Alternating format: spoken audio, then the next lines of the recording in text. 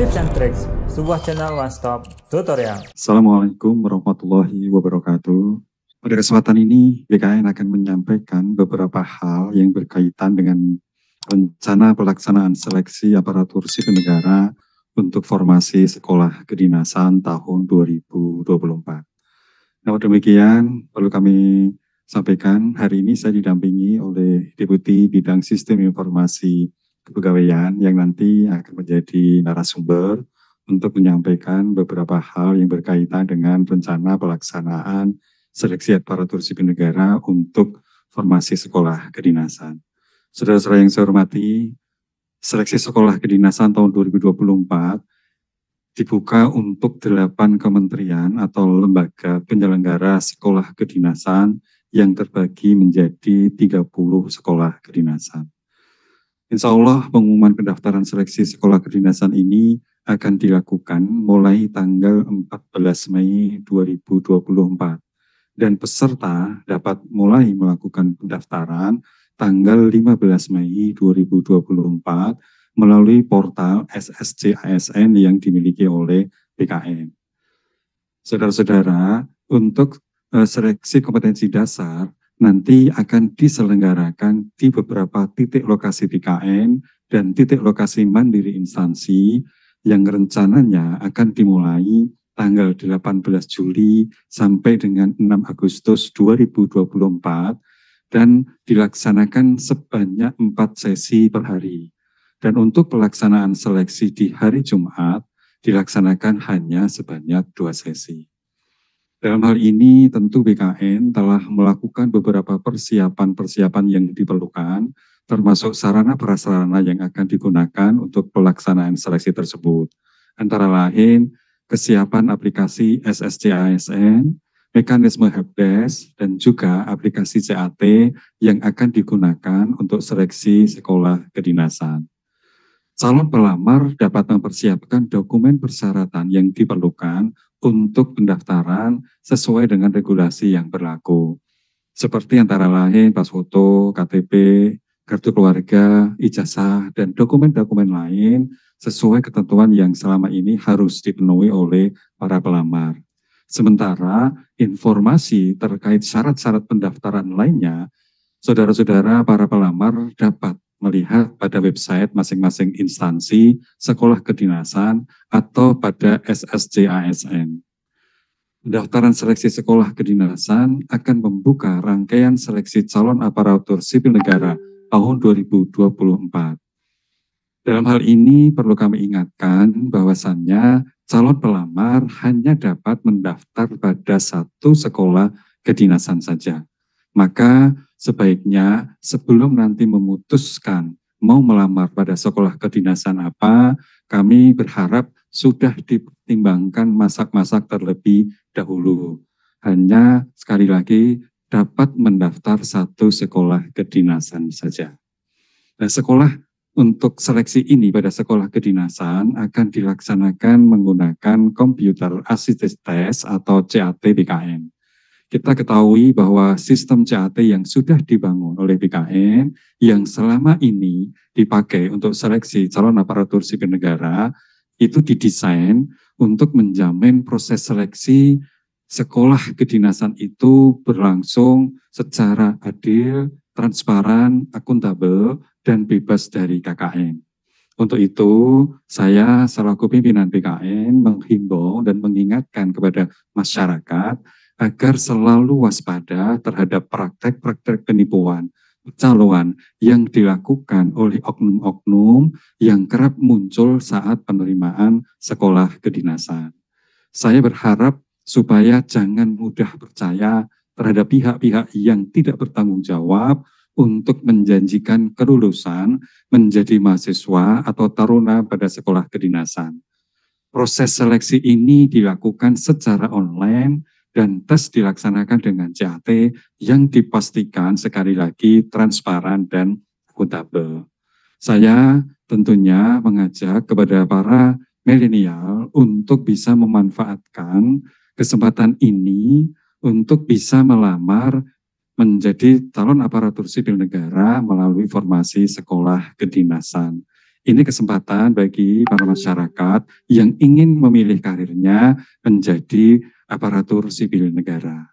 Ada beberapa sekolah kedinasan yang nantinya akan dibuka untuk pelaksanaan seleksi tahun 2024 yang tentunya dipersyaratkan bagi para pelamar yang memenuhi kompetensi spesifik di bidang pengelolaan keuangan dan kekayaan negara, bidang statistisasi, kemudian kepamongperajaan, keamanan cyber dan persandian, keimigrasian dan permasyarakatan, meteorologi, klimatologi, dan geofisika, serta bidang transportasi.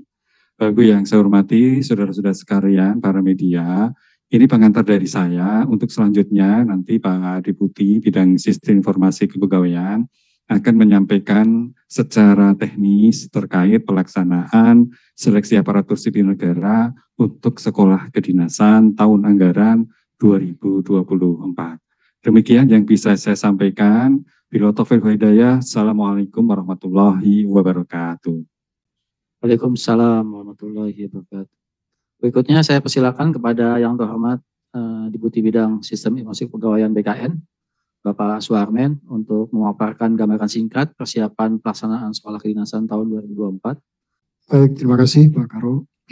Assalamualaikum warahmatullahi wabarakatuh. Bapak Ibu yang kami hormati, kalau kita berbicara sekolah pendidikan kedinasan atau di dalam penerimaan calon aparatur sipil negara yang salah satunya melalui jalur sekolah pendidikan kedinasan, maka di dalam prosesnya tentu akan ada regulasi yang mendasarinya. Beberapa peraturan perundang-undangan yang mendasari adalah kalau kita runut dari atas tentu adalah Undang-Undang 20/2023 sebagai bahan revisi dari Undang-Undang 5 2014. Kemudian di teknis pelaksanaannya ada peraturan Menteri Pan-RB nomor 20/2021, kemudian ada peraturan BKN nomor 2 tahun 2021 tentang penyelenggaraan seleksi dengan menggunakan komputer assisted test, kemudian ada keputusan Menteri Pan-RB dan tentu SE Kepala BKN tentang bagaimana terkait dengan prosedur tambahan pada penyelenggaraan seleksi dengan menggunakan komputer assisted test tersebut. Next. Nah, sebelum masuk ke situ, saya ingin menggambarkan sedikit terlebih dahulu jumlah ASN kita saat ini. Sampai dengan posisi per 1 Mei 2024, ASN kita berjumlah 4.530.967 orang, yang terdiri dari 81% itu adalah pegawai negeri sipil atau 3.677.315 orang itu adalah pegawai negeri sipil, dan pegawai pemerintah dengan perjanjian kerja itu sebanyak 853.652 orang. Nah, kalau kita lihat dari sisi pusat dan daerah, sebagian besar atau 78% dari pegawai kita itu adalah pegawai daerah atau sekitar 3.521.390 orang itu adalah pegawai instansi pusat, instansi daerah. Dan dari sisi gender, sebagian besar atau didominasi oleh gender wanita, 56% adalah perempuan. Sebanyak 2.546.786 pegawai yang perempuan. Next. Nah, mungkin ini yang ditunggu-tunggu oleh teman-teman. Tadi Pak Kepala sudah menyampaikan bahwa pengumuman seleksi ini akan kita buka di tanggal 14 Mei besok. Jadi besok pengumuman seleksi penerimaan sekolah CASN melalui Sekolah Pendidikan Kedinasan tahun anggaran 2024 kita umumkan ke seluruh masyarakat. Pengumumannya akan dilaksanakan sampai dengan tanggal 28 Mei. Tetapi teman-teman baru bisa melakukan pendaftaran itu 1 hari setelah pengumuman. Jadi nanti pendaftaran akan dimulai pada tanggal 15 Mei sampai dengan tanggal 13 Juni 2024.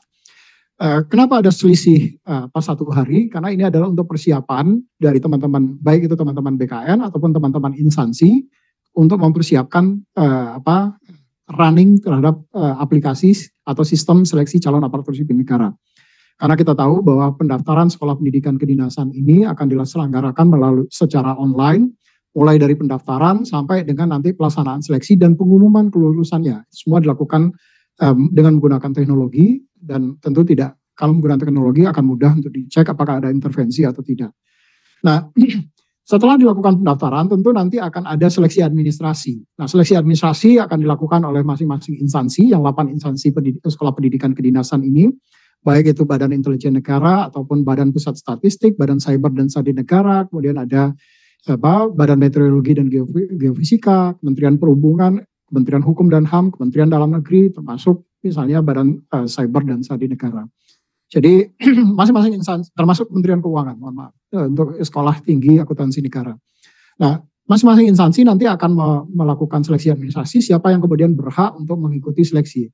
Dan setelah hasil seleksi dari masing-masing instansi, pengumumannya disampaikan siapa yang lulus seleksi, maka dari data peserta yang lulus seleksi akan dilaksanakan seleksi dengan menggunakan computer assisted test untuk materi SKD-nya yang rencananya akan dilaksanakan pada tanggal 18 Juli sampai dengan 6 Agustus. Data ini tentu saja jadwal ini adalah jadwal saat ini, tentu nanti akan sangat tergantung pada jumlah peserta yang mendaftar. Jadi ini adalah ancar-ancar awal terkait dengan seleksi kompetensi dasar yang akan kita laksanakan. Nah, selanjutnya nanti di pengumuman seleksi kelulusan akhir itu akan disampaikan di tanggal 28 sampai dengan 30 September. Karena setelah pelaksanaan seleksi kompetensi dasar itu akan ada beberapa seleksi-seleksi tambahan, terutama bagi teman-teman di instansi yang menyelenggarakan seleksi kompetensi teknis tambahan. Misalnya seperti teman-teman di Kementerian Hukum dan HAM, Kementerian Dalam Negeri, Badan Intelijen Negara, itu biasanya ada seleksi tambahan yang dilakukan di situ.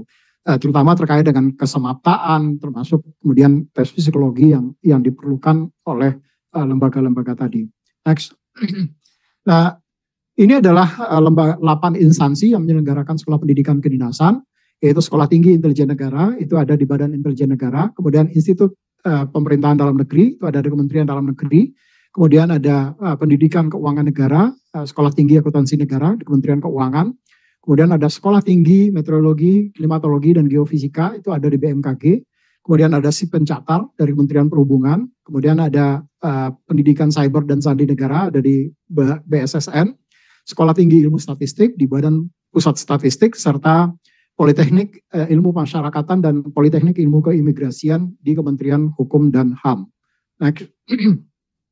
Ini adalah pendaftarannya, teman-teman wartawan dan Bapak Ibu semua yang hadir.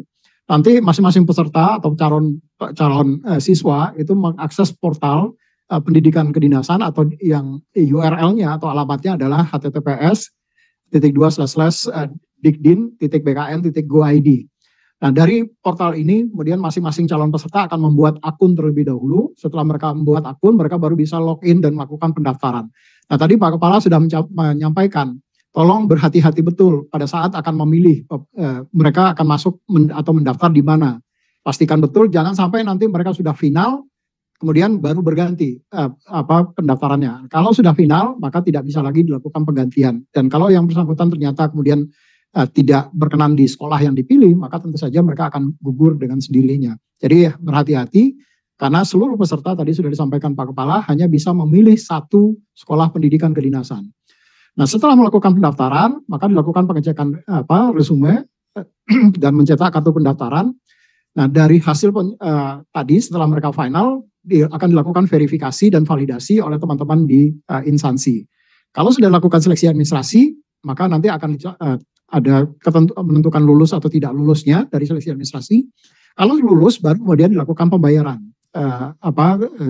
administrasi yang masuk ke masing-masing sekolah instansi. Dan setelah itu baru mereka bisa mencetak kartu peserta ujian dan kita laksanakan seleksi berdasarkan kartu peserta ujian yang di dalamnya nanti tentu saja akan ada lokasi tempat yang bersangkutan akan mengikuti seleksi.